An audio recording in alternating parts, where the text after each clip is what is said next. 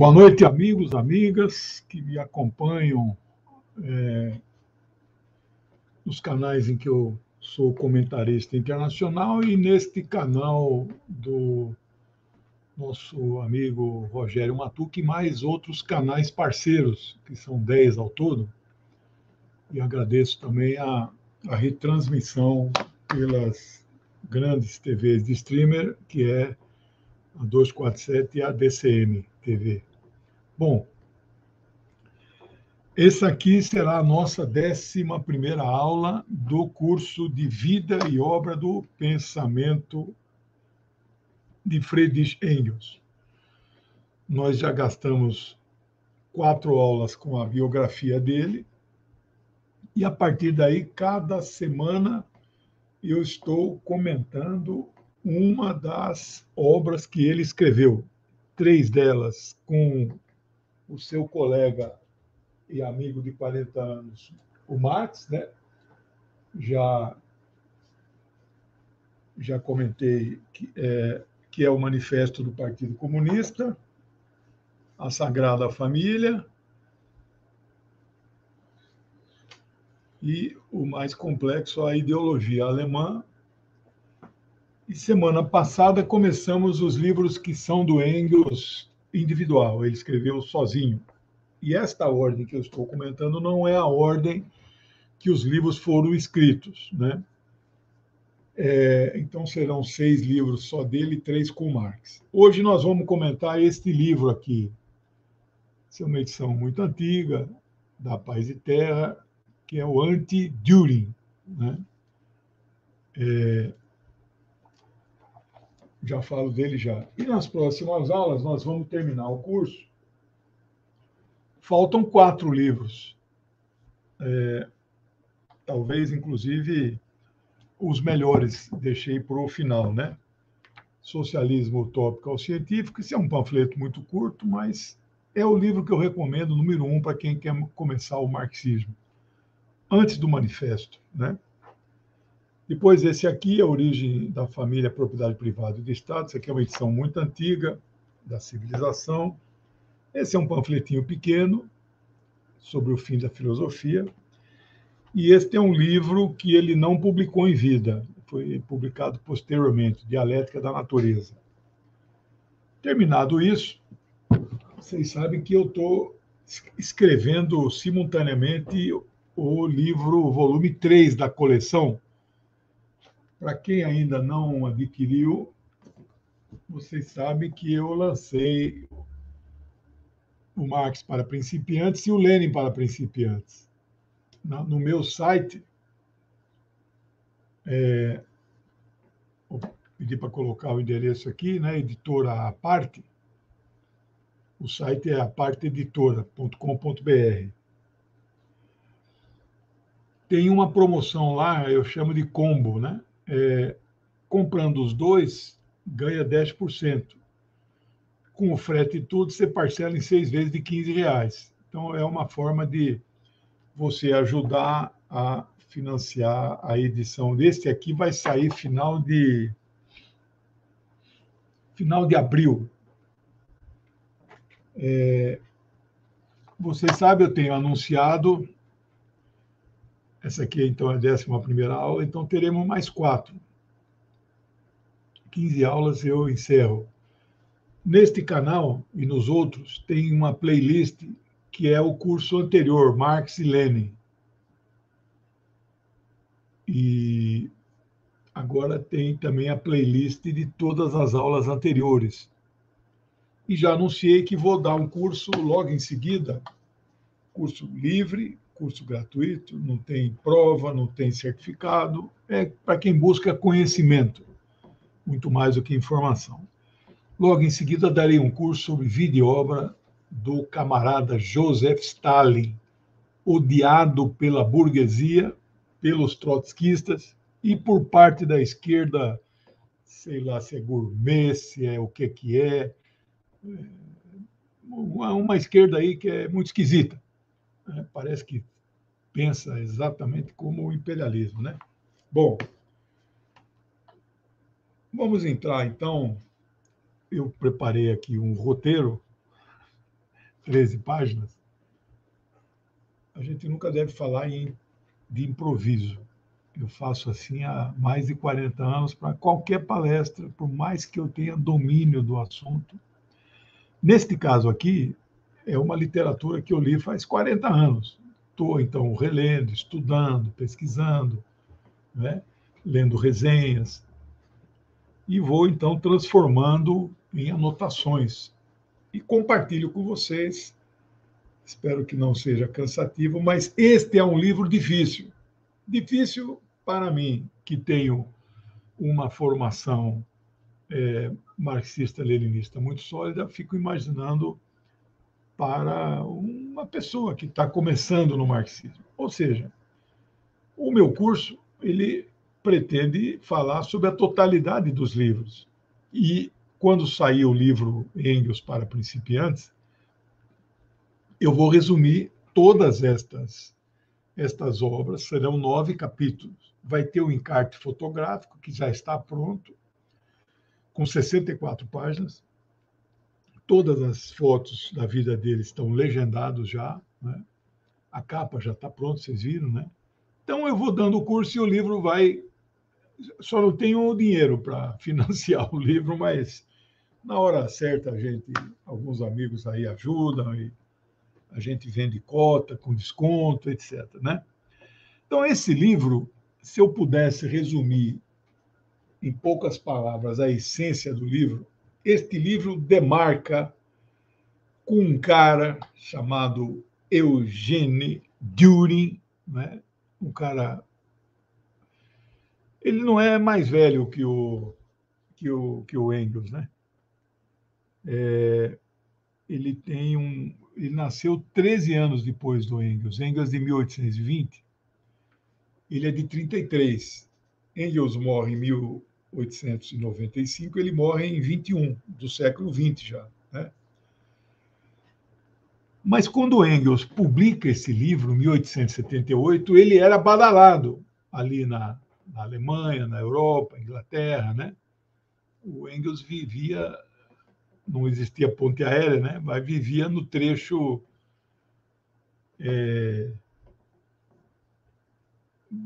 Bremen, ou Barmen, né? Que é a cidade que ele nasceu na Alemanha, e Londres, e Manchester, onde o pai tinha aquela indústria têxtil. Então ele ficava em trânsito. Depois que ele e Marx ficam muito famosos, eles dão palestras, viajam, né? O Engels chega a empreender uma viagem para os Estados Unidos, né? Muito mais a passeio, foi com uma das filhas de Marx, mas também fez atividade política lá, né?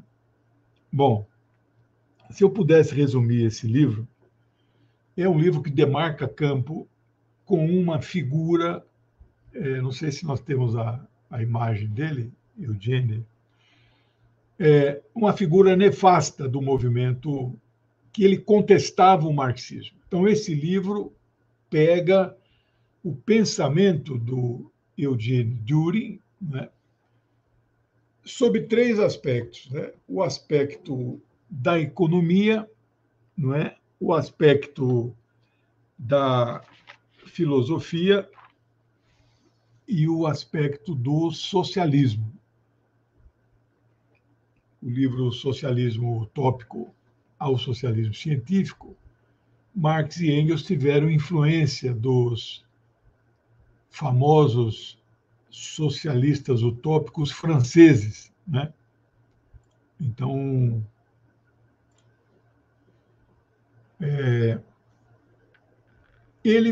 a estrutura do livro que eu vou falar daqui a pouco é dividida nesses 3 grandes capítulos. A imagem está desfocada. Eu não sei como resolver isso. Não sei se é sujeira na lente, né? Então,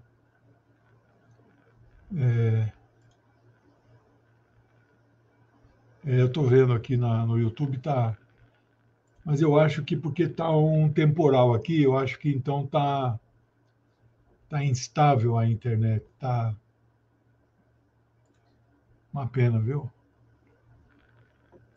Mas pelo menos vocês devem estar me ouvindo, né? Direitinho.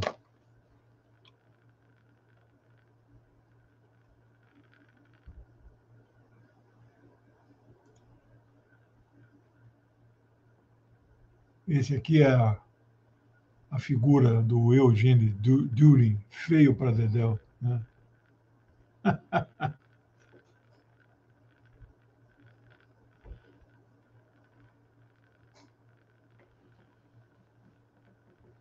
Bom, o livro ele saiu na forma de artigos seriados num jornal da Alemanha. Todos os livros de Marx e Engels foram escritos em primeira edição na língua nativa deles, a língua que eles, né, original, que eles nasceram. Depois houve traduções. Algumas eles próprios fizeram, outras seus colegas, parceiros, companheiros, né, de muita luta. Né? Então, este livro saiu em um jornal alemão na forma de. Ah, obrigado, pelo menos o áudio, né? Na forma de uma série de artigos, depois foram reunidos e aí surgiu, então, esse livro, né? O título original do livro, não sei se nós temos a capa do livro aí, é um título muito grande. O título, a tradução dele para o português é O Senhor Eugene Düring revoluciona a ciência. Mas é um título de ironia e deboche, igual ao que eles usaram, aí os dois escreveram juntos, a Sagrada Família. Não tem nada a ver com família da Alemanha, nem com Sagrada. É uma crítica aos três irmãos Bauer, Otto, Bruno, e tem um terceiro lá que não é nem um pouco famoso, né? Eles usam esse recurso. Este livro não foi escrito inteiramente por Engels. Claro, foi, mas Marx leu o livro antes de publicar. Eles eram carne e unha ali, um não dava um passo sem o outro. É uma amizade assim que eu nunca vi na vida. Não é só pelo tempo de 40 anos. Alguns autores consideram 39 e outros 41, né? Então, vamos falar pela média, amigos de 40 anos, inseparáveis, né? O Engels, pela sua origem de classe burguesa, não é pequeno burguesa, ele era burguês mesmo. O pai dele tinha uma grande indústria têxtil, né? Empregava dezenas, talvez mais de uma centena de operários, né? Mas ele usava os recursos que o pai lhe dava para ajudar a sustentar Marx, para Marx só cuidar da pesquisa, né? Marx era o frequentador mais assíduo da biblioteca de Londres. Não sei se eles preservaram, mas tinha lá um espacinho que era só dele, a cadeira dele, onde ele pesquisava, lia o dia inteiro. Como é que você consegue ler, pesquisar, escrever e produzir e, ao mesmo tempo, trabalhar? Então, ele arrumou um que a gente chama de mecenas. Na Idade Média, isso era muito comum, com pintores e escultores. Leonardo da Vinci, que eu acabei de ler a biografia dele, eu gosto muito de biografias, né? Leonardo teve mecenas que o ajudaram, né? Foi o maior inventor da história, pintor, não pintou muitas obras, mas umas 12. Dessas 12, acho que 3 incompletas, né? Mas tinha sempre alguém que bancava, né? Ludovico Sforza, famílias Médici, etc. Mas nessa época não tinha mecenas de escritor, né? Os escritores se viravam sozinhos. Aí então Marx, eles ficam amigos e inseparáveis. Qual é o capítulo deste livro que Marx escreveu inteiro? Aí Engels leu o que Marx escreveu. As outras partes, Marx leu o que Engels escreveu, entendeu? É o capítulo da economia política, né? Bom, esse Eugene Düring, né, é filósofo, né, economista. Alguns autores o chamam de sociólogo, meu colega, mas não tinha faculdade de sociologia. Fundação Engels, pode ser, né? Tem a Fundação Ford, Fundação Rockefeller, essas fundações aí de pesquisa, né? E publicar um livro nessa época era muito caro, não é? A não ser que você era um grande autor famoso, a editora banca. Quando não é, e eles não eram, eles jovens, Marx e Engels, não eram famosos. Então, eu imagino que o Engels bancava integralmente a publicação, né? E depois de um certo tempo eles ficaram famosos. Por exemplo, o Marx publica em vida o volume 1 do Capital em 1867, 3 anos depois do Congresso da Associação Internacional dos Trabalhadores, que a gente chama de Internacional Comunista, a primeira, né? Houve 3, fundada por Marx e Engels, e ele já era muito famoso. O pessoal queria que ele fosse o presidente da associação. Ele falou: não, não, me deixa aí no conselho. Não precisa ser presidente, né? O pessoal não dava um passo sem ouvi-lo. A partir daí, só a partir daí, então Marx tinha 18, 60, quase 40 anos. Só a partir daí é que ele começa a ter um certo fôlego, não é? Para cuidar melhor, sustentar a família. Antes disso, Engels, que é uma espécie de patrocinador, né? Esse Dürer foi professor da Universidade de Berlim, onde Marx estudou, só que evidentemente que Marx formou muito antes, não foi aluno dele, né? O Marx é 15 anos mais velho, Marx é de 18, ele é de 33. Ele deu aula há 3 anos. Ele era um propagador do ateísmo, igual Feuerbach e igual os irmãos Bauer. Eles achavam que a coisa mais importante a se fazer era combater a tal da moral, cultura, ética da civilização judaico-cristã, né? E especialmente o cristianismo. Marx e Engels, evidentemente, que eram ateus, mas não faziam de suas vidas uma pregação do ateísmo. Esta não pode ser a questão principal, especialmente para uma população que, na época, devia ser 90 e tantos por cento cristã, né?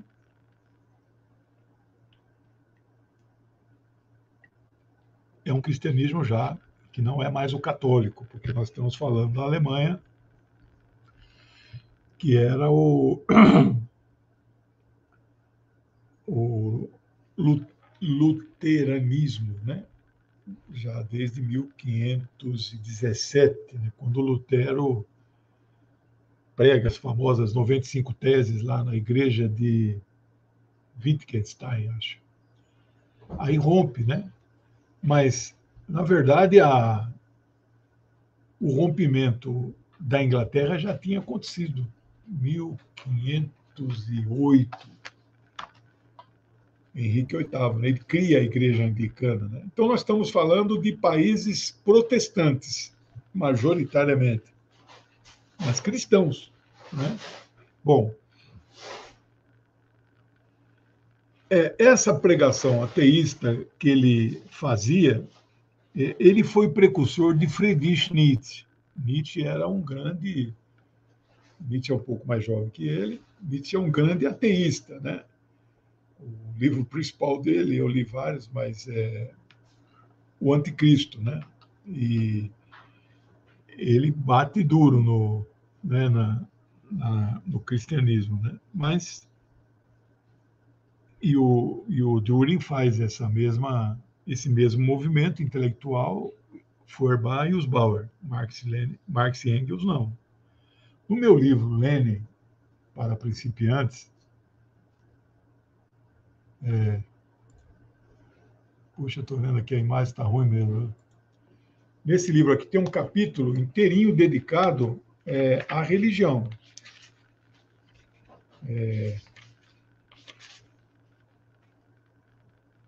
Lenin e a religião.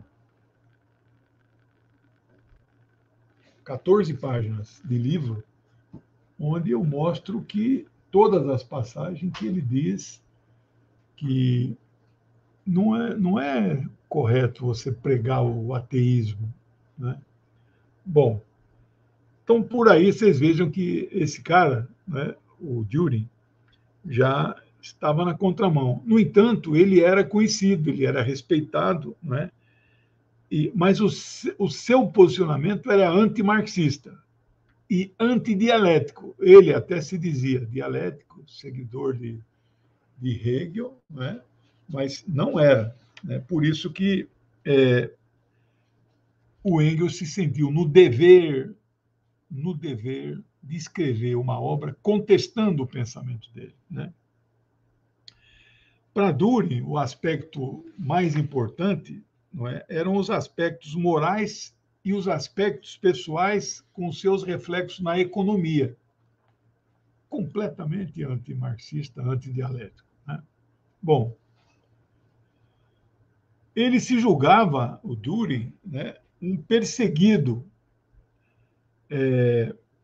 porque ele se considerava um homem muito além do seu tempo na época. Então, tinha aí uma certa, nem um pouco modéstia, né, nem um pouco humildade. Né? Ele tinha uma autoavaliação de si próprio como um cara muito avançado para a sua época. Né? Isso, Marx nunca falou isso, Engels também. Né? Nós não devemos, isso mostra que era um elitista. Né? Bom, como já disse, a obra dele é uma obra muito polêmica, né? Porque muitos dos aspectos da sua obra, né, acabaram sendo aproveitados, né, pelo arianismo antissemita dos nazistas. Arianismo no sentido ariano de raça pura, né? O arianismo original é lá da Índia, né? Mas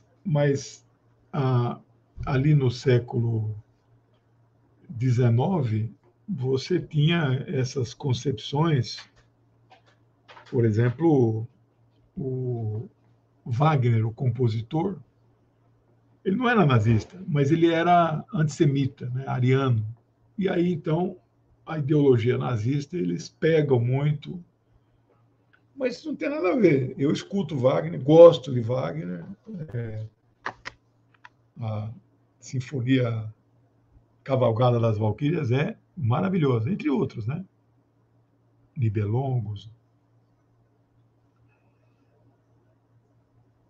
E o Wagner se relacionava com o grande escritor, né? Goethe. Cada país tem um grande escritor e um grande livro. Da Alemanha é Goethe, né? Fausto. Da Itália, Dante, Alighieri, Divina Comédia. Portugal, Camões, Os Lusíadas. Espanha, 1615, Cervantes, né, com o seu grande Dom Quixote de La Mancha. Bom, ele tinha uma produção muito grande. Eu fiz aí uma pesquisa sobre a vida dele. Ele publicou 21 obras, 21 livros, não é artigo, né?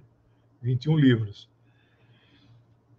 Agora, o pensamento dele se coloca contra a concepção socialista marxista. Né? Então,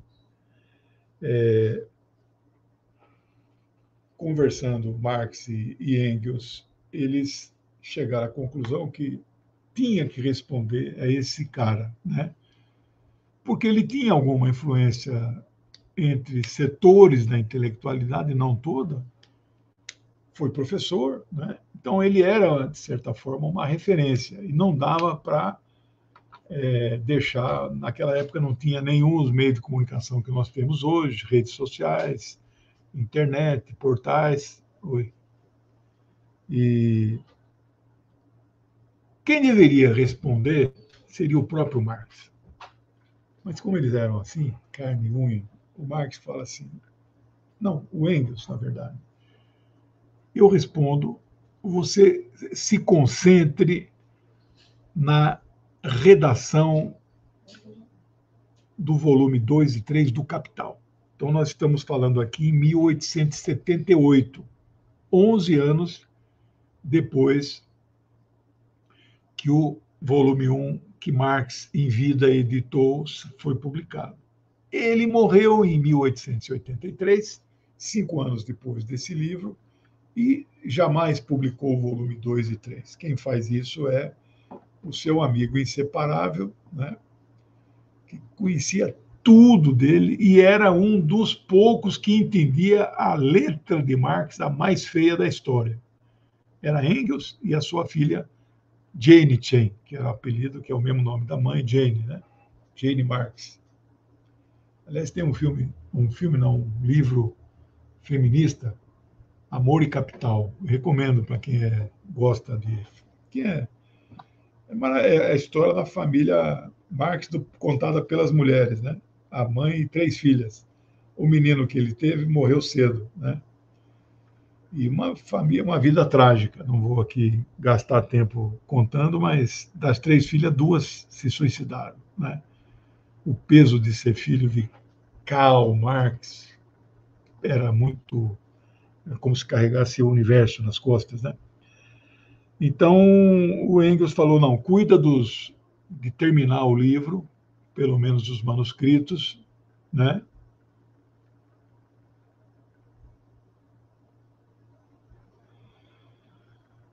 Nosso amigo Emerson Engels Ulianov, legal o nome dele, né? Muito bem. Então Engels combina com Marx, eu escrevo, você lê, né? E, aliás, eu faço muito isso. Quando me pedem para escrever, escreve um manifesto, escreve não sei o quê, escreve um artigo, né? Eu falo assim, não, você escreve, eu faço a edição, a segunda leitura modificando, né? Eu acho que eles fizeram dessa maneira. Tem o dedo de Marx no livro, mas o capítulo Economia ele escreveu inteirinho. Então fica com Engels a tarefa de escrever integralmente o livro, né?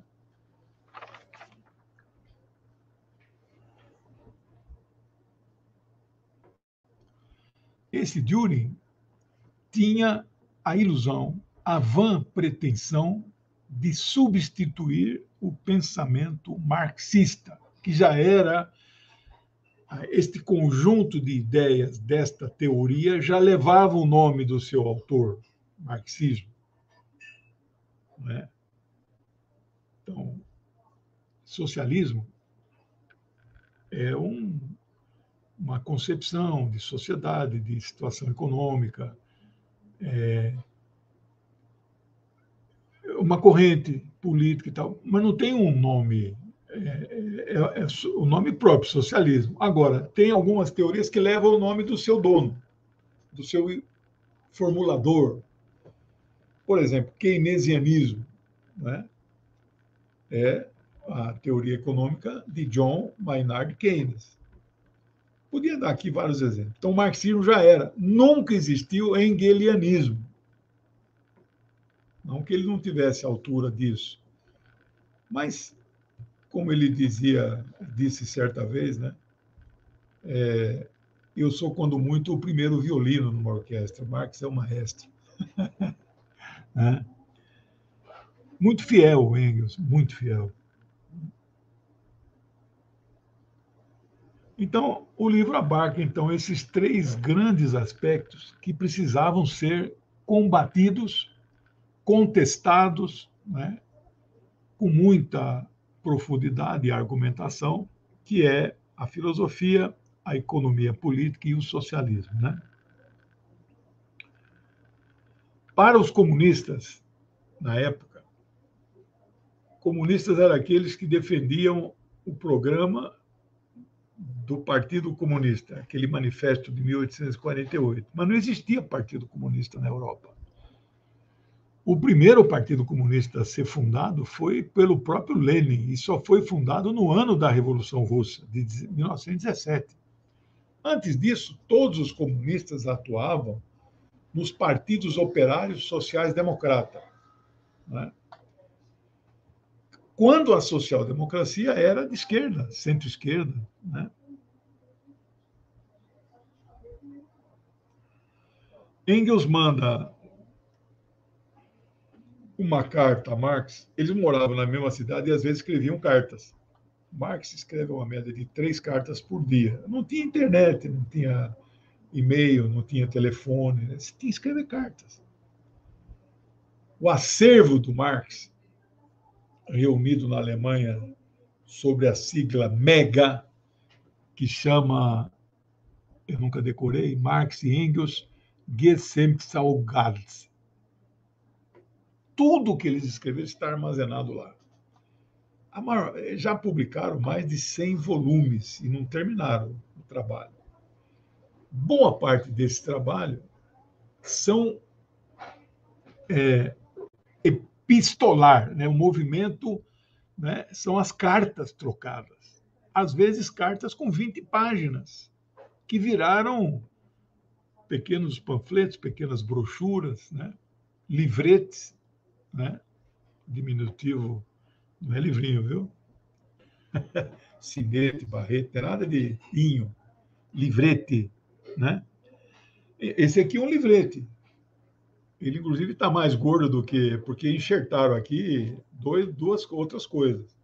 Mas é um livrete, né? Tem um livrete do Engels que ele só vai aparecer aqui no livro Dialética da Natureza, é um capítulo, né? A tradução é uma barbaridade, né?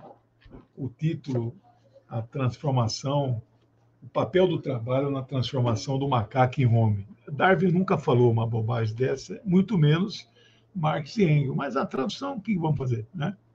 O livro que eu comentei semana passada, Working Class, não é? Classe trabalhadora, a situação da classe trabalhadora na Inglaterra.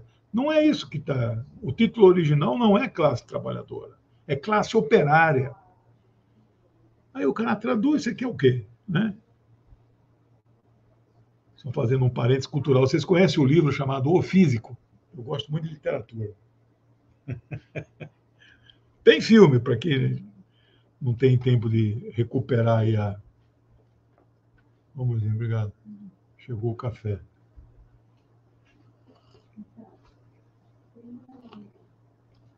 Que gostoso. Com um pouquinho de leite em pó.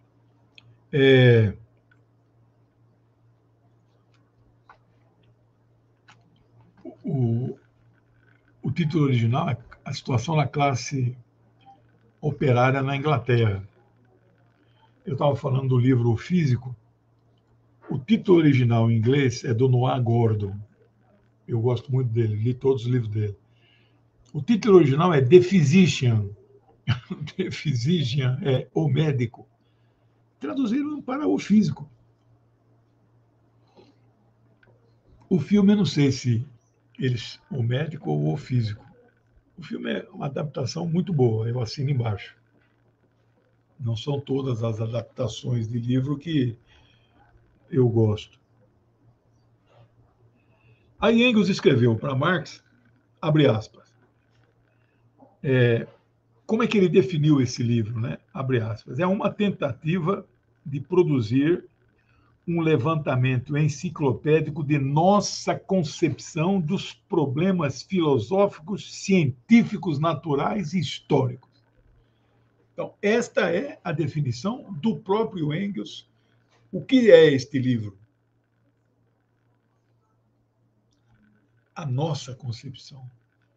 Então, deles dois, né? Da teoria marxista.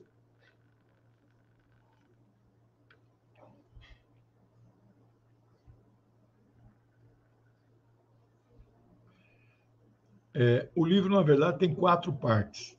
Considerando uma introdução, as outras 3 partes é a filosofia, a economia política e o socialismo.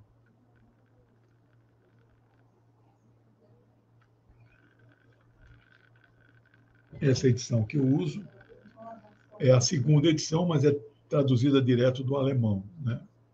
Isso é uma coisa que você tem que sempre prestar atenção. Se é traduzido do original, não tem sentido você traduzir um livro do alemão, mas a partir da versão inglesa dele, né? Então aí distorce muito, né? Traduzindo direto já não é, né? Já tem problemas, porque línguas são culturas diferentes.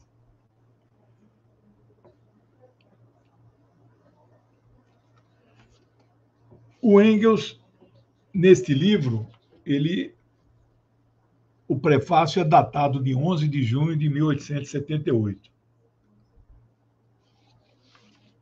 E esta edição tem muitas outras, são livros cujos títulos são de domínio público. Eu, se tivesse uma editora com melhores condições, eu editaria muitas obras deles, né? E faria meus comentários, minha introdução, etc., mas não tem condições. Então, no prefácio, o Engels, então, relata que muitos lhe pediam, há tempos, para refutar as teorias, né, do senhor Düring. E ele diz que fez isso, gastou um ano estudando, escrevendo, anotando, para concluir o livro. Esse Engels, ele nunca fez faculdade, né? Vocês que acompanharam desde a primeira aula, ele frequentou a Universidade de Berlim, então ele nunca terminou curso nenhum. É um gênio, um autodidata, né? No Brasil não se reconhece o notório saber, né? O autodidata. Quem assistiu às aulas da biografia dele pode recuperar lá, vai lembrar que teve período da vida dele que ele estudou química, que ele estudou matemática, física, né? Vocês vão ver passagem deste livro onde ele fala da teoria da física, né? Eu me identifico muito com essas pessoas. A minha imensa biblioteca não é pequena, né? Chegando em 10 mil livros, todos catalogados. Tem 22 áreas do conhecimento, né? Na universidade, eu dizia para os alunos que eu estou até hoje atrás do cara que dividiu a ciência em exatas, humanas e biológicas. Isso é uma barbaridade. Eu sou um cientista, ponto. Ah, não, mas você é sociólogo, você é da área de humanas. Como assim, né? Eu gosto de física, sou astrônomo amador, gosto de biologia, né? E o Engels era assim, o Marx era assim. Eu tenho um livro do Marx que nunca foi traduzido para o português, École mathématique, Escritos Matemáticos de Karl Marx, que é em francês, né?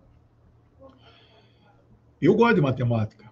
Eu tenho vários livros aí de enigmas, 3 volumes. Não acerto todos, não, só 70%.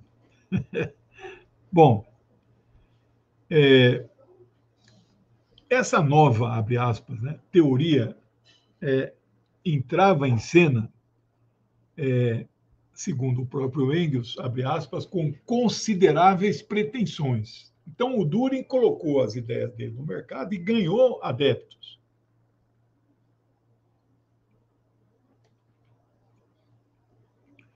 A nova doutrina do senhor Düring se apresentava como, abre aspas, aí é a opinião de Engels, a última consequência prática de um novo sistema filosófico. Então, ele tinha a pretensão de ter criado um novo sistema. Foi arrasado pelo Engels, né? Engels ainda diz, nessa introdução, abre aspas, qualquer doutor em filosofia e até mesmo um simples estudante não mais se contentam senão com um sistema integral. Então, é o que o Engels diz, né, sobre estas pretensões desse cidadão, né? Então, para Engels, abre aspas, a liberdade científica consistirá na possibilidade de cada qual escrever sobre ciência tudo o que nunca aprendeu, dando como o único método rigorosamente científico. Então, você veja que a contradição que ele apresenta no pensamento do Düring, né? Para Engels, o Düring é o maior representante característico desta pseudociência presunçosa, né? Então, você pode, então, escrever sobre ciência, sobre tudo que nunca aprendeu, né? E distorce as leis da ciência. Engels chama a obra do Sr. Dürer de, abre aspas, um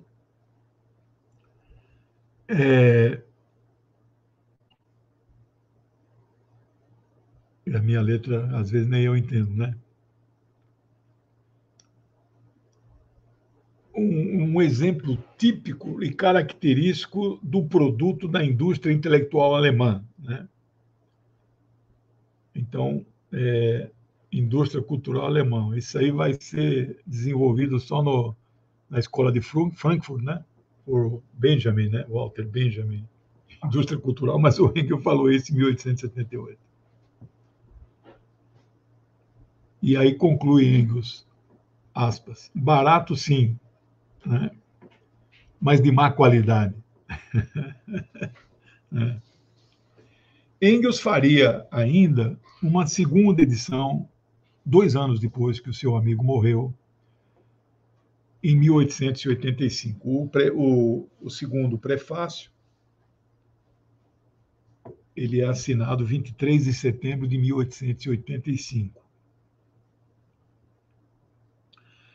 Engels estuda a fundo 3 grandes obras de Dürer, daquelas 21 que ele escreveu, né? Primeiro, o curso de filosofia que ele ministrava. Segundo, curso de economia política e social. Terceiro, o livro dele, História Crítica da Economia Política e do Socialismo. Então, ele pega os 3 aspectos principais que ele vai desmontar no livro, né? O primeiro capítulo, Filosofia, o Engels discorre sobre os seguintes aspectos: o tempo e o espaço. Filosofia, ele falando de tempo e espaço. A teoria da relatividade geral de Einstein, acho que é de 1915, tem a relatividade restrita e a geral. Ele ganhou o Nobel de Física, mas não foi por essa teoria, foi por uma outra coisa. Nós trabalhamos com o conceito tridimensional, né? 3, altura, largura e profundidade, né? Só que o Einstein vai dizer, tem uma 4ª dimensão, tempo. Então, você localiza um ponto no espaço, precisa de 3 coordenadas. Mas em que tempo este ponto está? Então, o nosso Engels, cientista amador, nesta primeira parte do capítulo Filosofia, ele trata de tempo e espaço. Segundo, ele trata da cosmogonia. Cosmogonia, né, digamos assim, seria um ramo da ciência que tenta explicar a origem do universo.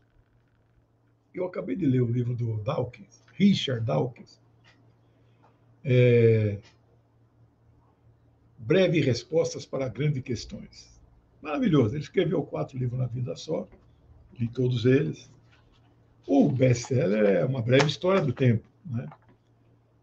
Maravilhoso, né? Onde ele descreve as teorias da origem do universo, ele contesta, claro,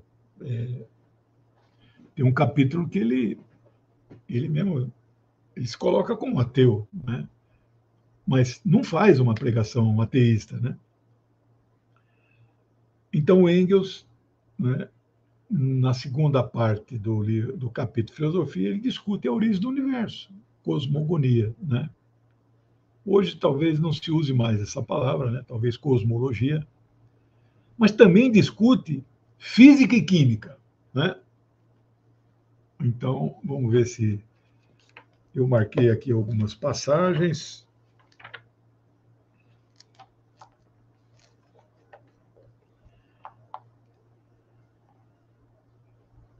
Aqui, a hipótese, página 49. a hipótese de uma nebulosa primitiva volta a desempenhar um papel, tendo a gravitação e a irradiação do calor servidos de meio para a formação progressiva, a partir da nebulosa primitiva, de cada um dos diversos corpos celestes sólidos. A teoria do Big Bang é de meados do século XX, né? Então, ele está falando aqui, o termo é singularidade, né? O universo existiu sempre, o universo teve um começo, né? Impressionante. Então, ele conta a evolução do universo neste capítulo, né? Ele também descreve, neste capítulo, filosofia, que deveria ser ciência, né, o nome, o mundo orgânico, né? Aqui, vocês sabem que Darwin publicou The Origin of Species, né? A origem da espécie. Todas as traduções direto do inglês no mundo inteiro, eu tenho 3 versões dele, né? São a sexta, que evidentemente nenhum editor é besta de publicar a primeira edição, porque ele fez modificações até a sexta, né? Mas a primeira edição é de 1859. O Darwin, a teoria dele, a palavra teoria não significa que ela não seja científica, né? A turma que acredita no criacionismo e é contra Darwin fala, não, é só uma teoria, né? Teoria da relatividade. Ele demorou 20 anos para publicar o livro, com medo das pressões, e sofreu muita pressão. Foi expulso da Sociedade Real, Sociedade de Ciências da Inglaterra, tudo lá é real, né? E quando o livro sai, Marx lê imediatamente. Ele lê de tudo, né?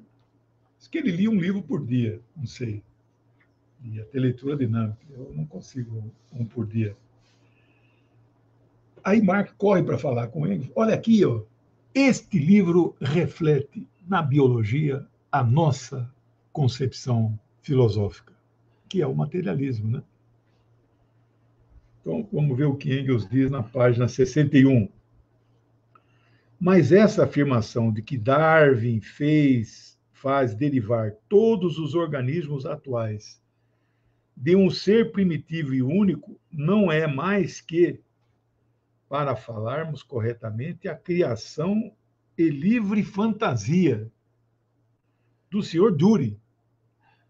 Darwin diz expressamente na penúltima página do Origem das Espécies, entre parênteses, sexta edição, né, que ela considera, abre aspas, ele considera, a tradução aqui tem problema, todos os seres, não como criações especiais, mas como descendentes em linha direta de um pequeno número de seres. Haeckel, que é outro naturalista da época, esse aqui já é Engels, né? Vai ainda mais longe, admite um tronco absolutamente independente para o reino vegetal e um outro para o animal. Então, o Düring diz que tudo, Darwin teria dito que tudo descende do mesmo ancestral. Marx nunca disse isso. E a principal besteira que se fala do Marx, que nós descendemos do macaco. Darwin nunca disse isso. Mas os negacionistas, né, fascistas e negacionistas andam muito juntos. Morreu ontem um que era as duas coisas. E eu celebrei a morte, né? Se fosse um ser humano, eu não comemoraria. Mas não era um ser humano, né? Que negacionista e fascista ao mesmo tempo, né?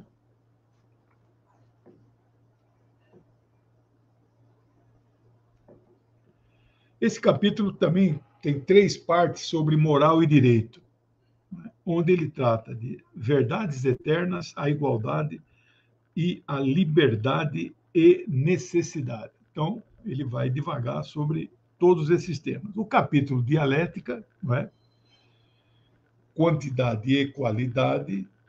Então, uma das leis da dialética, formulada por Marx e por Engels, mas pelos que se desenvolveram o seu pensamento,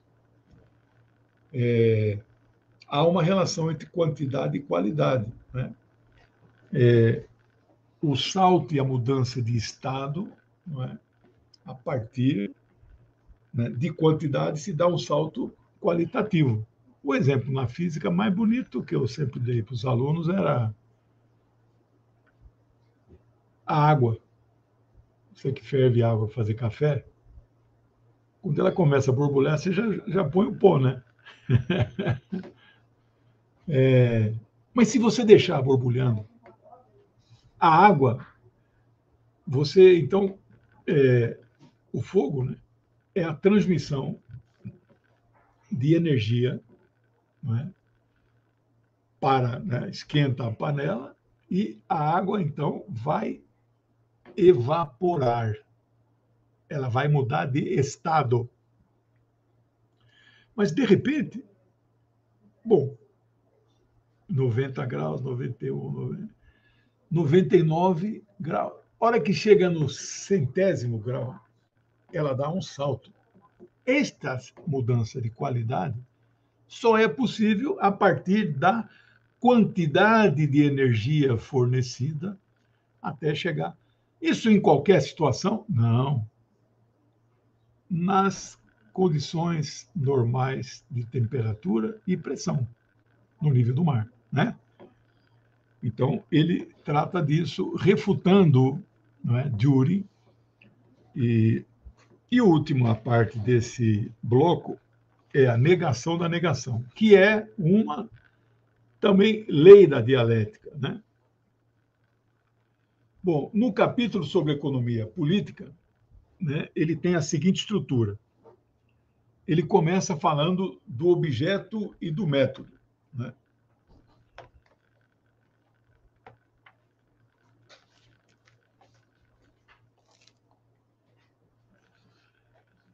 A economia política, no sentido mais amplo da palavra, é a ciência das leis que regem a produção e o intercâmbio dos meios materiais da vida na sociedade humana. Esta é uma definição maravilhosa do que é economia política. Produção e troca são duas funções distintas. A produção pode desenvolver-se sem a troca, mas esta pressupõe sempre necessariamente a produção, pelo próprio fato de que o que se trocam são os produtos. Mais embaixo, página 127, nós estamos. As condições sobre as quais os homens, então aqui, se fosse feita uma adaptação, a gente hoje usaria seres humanos, né? As condições sobre as quais os homens produzem e trocam o que foi produzido variam muito de país para país. E, dentro de cada país, de geração para geração. Portanto, não é a mesma maneira como produzimos as coisas, ela se modifica com o tempo. Como produz carro hoje, só tem robô. Como produzia o carro na década de 40, o operário fabricava quase o carro inteiro. Depois eles picaram o conhecimento, que é o sistema taylorista, né? Fordista. Por isso, a economia política não pode ser a mesma para todos os países, nem para todas as épocas históricas. E o Düring disse que é a mesma, né? Então, é um verdadeiro absurdo. E conclui Engels, mais embaixo, a economia política é, portanto, uma ciência essencialmente histórica. Também nesse capítulo Economia tem teoria da violência, teoria do valor. Aqui é a maior polêmica, porque qual é o valor das coisas? Esta é um mistério que só Karl Heinrich Marx desvendou. Aristóteles tentou, Tomás de Aquino tentou, Dürer tentou, e não consegue. Aristóteles é no famoso livro Ética Nicômano, volume 5, capítulo 5, exatamente. Nicômano era um discípulo dele, onde ele discute com Nicômano, que era um sapateiro, artesão. Naquela época, quem construía casas eram arquitetos, não eram engenheiros. Talvez por isso elas fossem mais bonitas. Desculpe aí, eu fiz engenharia, né? O arquiteto é mais, né? Mas Aristóteles, quantos pares de sapatos se terá que produzir para o arquiteto fazer sua casa? Eles não têm uma resposta. Qual é a chave? Por isso a teoria do valor. Qual é a chave? A chave é o trabalho. A quantidade de trabalho necessária para a sua produção. Né? Ele discute trabalho simples, trabalho complexo, discute capital e mais-valia. Já na visão, nós estamos num período em que o volume 1 do Capital já era mundialmente conhecido, né? Em 1878, 11 anos após a publicação do Capital.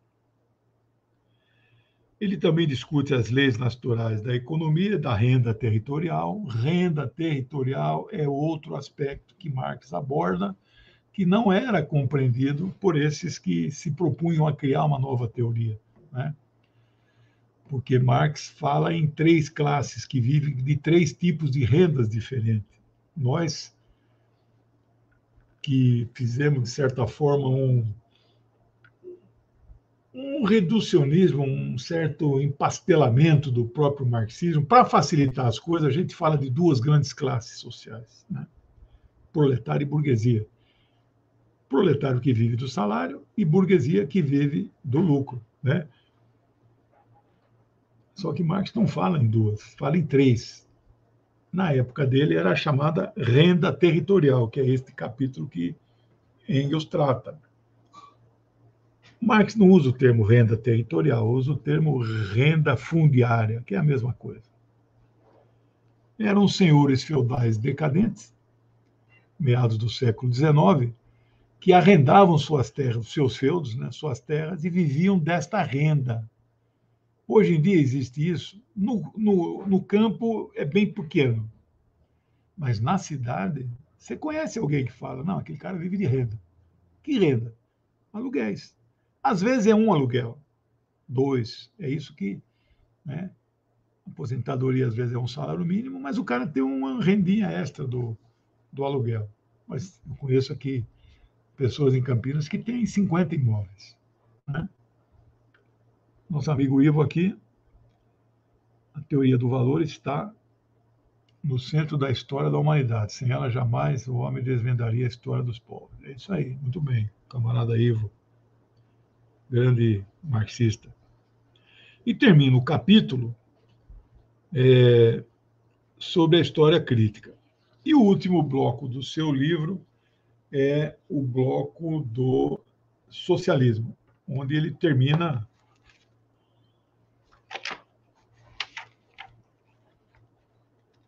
exatamente na página 231, e eu leio para vocês o trechinho final. Seja implantado um novo regime de produção consentâneo como seu grau atual de desenvolvimento. A luta entre as 2 classes, criado pelo regime atual de produção, e continuamente renovada, em antagonismo cada vez mais acentuado, invadiu todos os países civilizados, tornando-se cada vez mais violenta. Já temos hoje consciência do seu encadeamento histórico e podemos penetrar nas condições de transformação social que se torna inevitável, como podemos predizer igualmente as linhas gerais dessa transformação condicionada também por ela própria. É um jovem que, apesar das dificuldades, é inexorável que nós teremos um outro modelo uma outra sociedade, um outro regime econômico. Então, não era tão jovem, né? Ele tinha 20, 78, 58 já, né? E termina da seguinte maneira: quando o senhor Dury, em vez de limitar-se ao material econômico existente, elabora, tirando do seu augusto cérebro, uma nova ordem social utópica, não só pratica a alquimia social, entre aspas, como também age como agiria alguém que, depois de descobrir e enunciar as leis da química moderna, teimasse em restaurar a alquimia no seu antigo esplendor, valendo-se dos pesos atômicos, das fórmulas moleculares, da valência dos átomos, da análise espectral e da cristalografia, para finalmente descobrir, três pontinhos, a pedra filosofal. Conhece a lenda da pedra filosofal, né? Ou seja, como se depois de todas as descobertas científicas, nós então fôssemos descobrir a tal pedra filosofal, aquela que você toca nas coisas e elas transformam em ouro, né? Sim, o rentismo, Justino, hoje era um rentismo do capital financeiro, da especulação, que não tinha na época de Marx. Na época de Marx, o capitalismo era chamado de capitalismo concorrencial. Helene que desenvolve a teoria do capitalismo financeiro. Por isso que nós sempre falamos, não dá para você ser só marxista. Se você se apresentar como só marxista, eu vou dizer para você, você não é um verdadeiro marxista. Porque foi Helene que desenvolveu certos aspectos. Então, no livro famoso dele, que nós comentamos, e está aqui neste livro aqui, tem um resumo do livro. O imperialismo, a etapa superior do capitalismo. Aí é que ele teoriza sobre a financiarização. Marx não conheceu isso. Você deixava dinheiro no banco na época de Marx, não era aplicado em título, deixava lá guardado. Né? Talvez tivesse aí uma remuneração simbólica de juros. Né? O banco era para guardar o dinheiro. Né? Bom,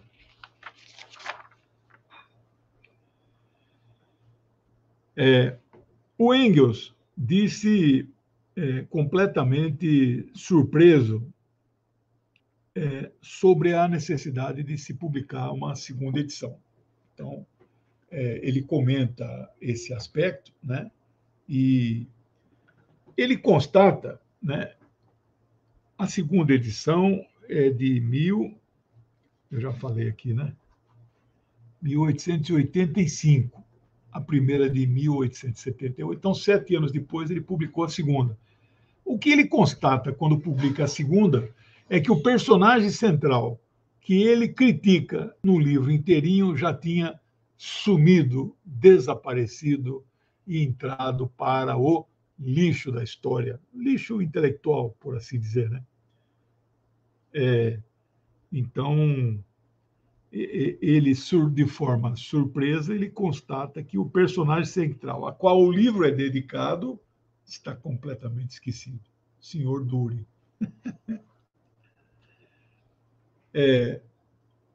Logo no começo, ele menciona o papel que Marx teve no livro, né? Uma observação de passagem. Tendo sido criada por Marx e em menor escala por mim, a concepção exposta nesse livro não conviria que eu publicasse a revelia de meu amigo. Li-lhe o manuscrito inteiro antes da impressão e o 10º capítulo da segunda parte, consagrado à economia política, foi escrito por Marx integralmente. Então, Marx leu todo o resto, quando fala leu, opinou, né? Mas o capítulo 10 ele escreveu inteirinho.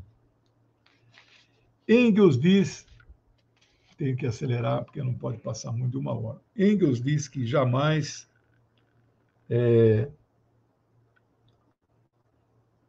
ele jamais soube se Dürer respondeu alguma coisa ou alguma parte do livro que foi publicado contra ele, alguma contestação. De qualquer forma, ele diz que, se soubesse que Dürer teria feito esta contestação, ele jamais teria lido do mesmo jeito.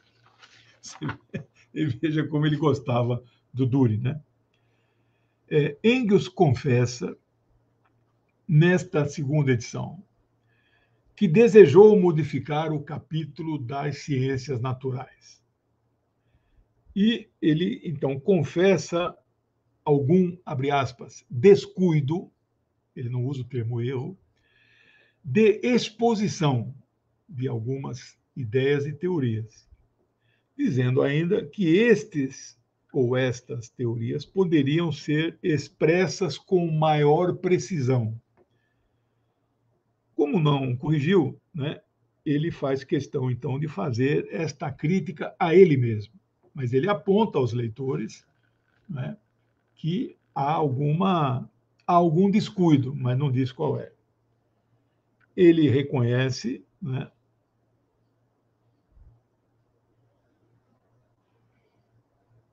certo. Eu estou vendo aqui que o nosso amigo Austin é um admirador do Leon Davidovich Bronstein, né? Trotsky tem origem judaica, né? E a família Rothschild também. Rothschild é a família de banqueiros mais antiga da Europa, judeus, né? E moradores, eles são ingleses, né? Eles são tão poderosos que a história da Palestina registra, naquele ano de 1917, quando a imigração judaica para a Palestina já era grande,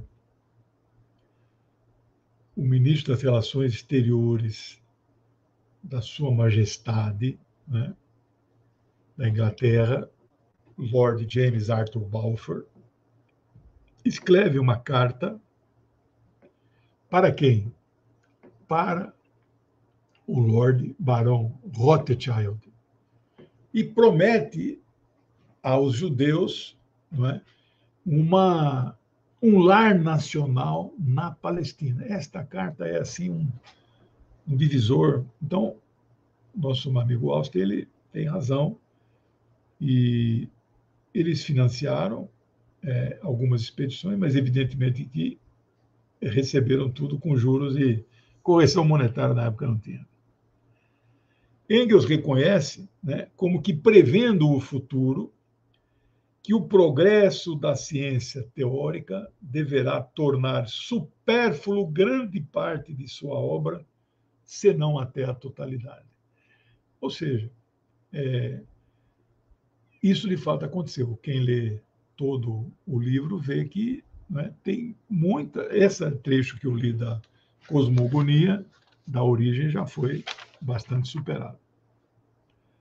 Então, pode-se perguntar por que Engels precisou escrever um livro para combater ideias equivocadas do Sr. Dürer.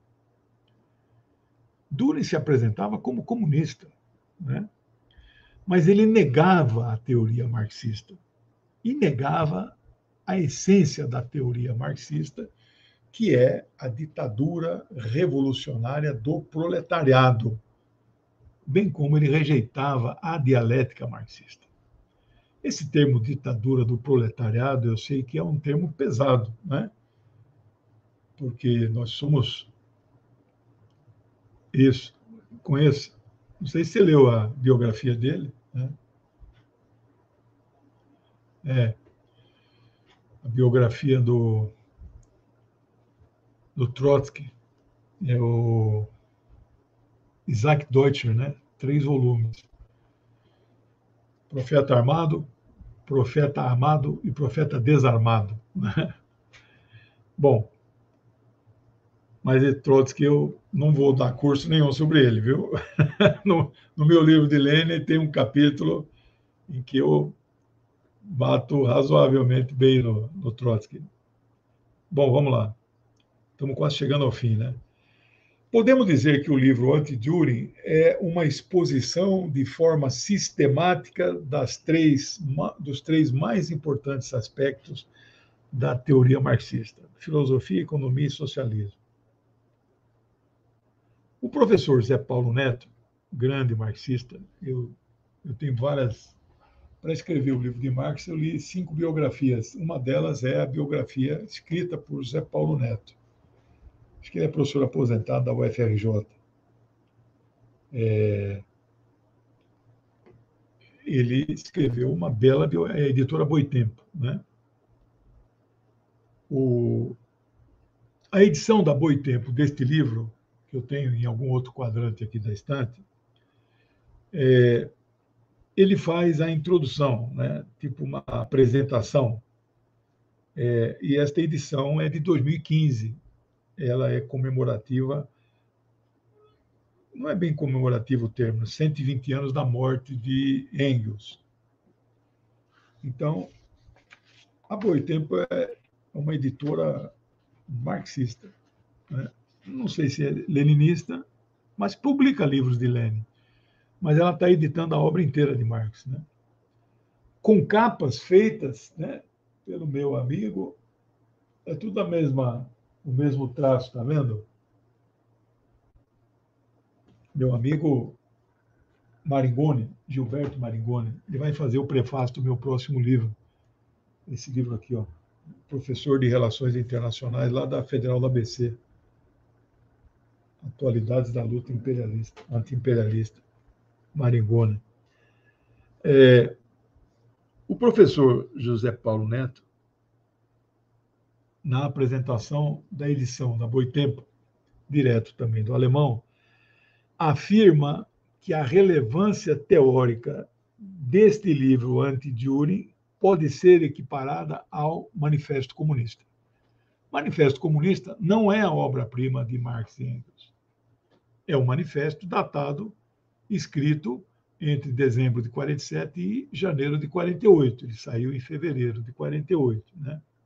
Então, o Zé Paulo, eu acho que está de bom tamanho a comparação, né? Essa obra magnífica, do ponto de vista filosófico, ela dialoga com filósofos como Demócrito, Locke, Rousseau, Kant e Hegel. Do ponto de vista científico ou da ciência em geral, ela dialoga com Darwin, Newton, Lamarck e, na economia, dialoga com Ricardo e Smith.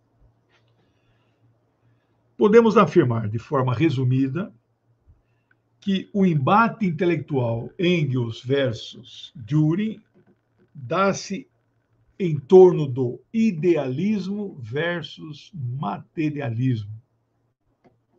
Então, aquele que defende a corrente filosófica da materialidade do mundo, onde a ideia decorre da matéria, e aqueles que defendem que a ideia é primordial, portanto, a ideia cria a matéria, que gera os criacionistas.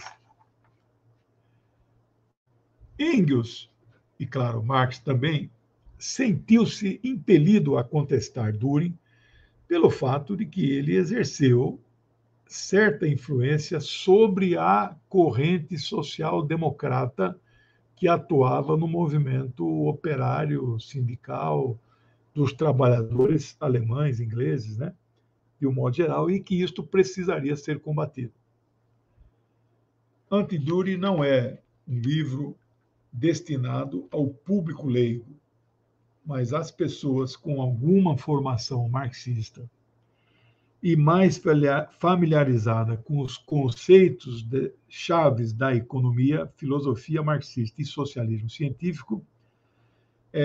Então, é a este público, de certa forma, que o livro é dirigido. Mas ela é leitura obrigatória e imprescindível a quem pretende estudar o marxismo em maior profundidade. Não é uma leitura fácil, não é? É uma leitura bastante complexa. Meus amigos, amigas, mais uma aula vencida. Eu agradeço muito a companhia de vocês. Semana que vem, neste mesmo horário, neste mesmo canal, e outros canais parceiros, e outros que vão ver esta aula em outros canais grandes, né? Desejo aí um bom restante de semana para vocês, ficando sempre atento ao que está acontecendo do outro lado do mundo, né?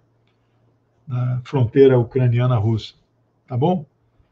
Obrigado pela companhia, tudo de bom para vocês, obrigado, um beijo, tchau, até semana que vem.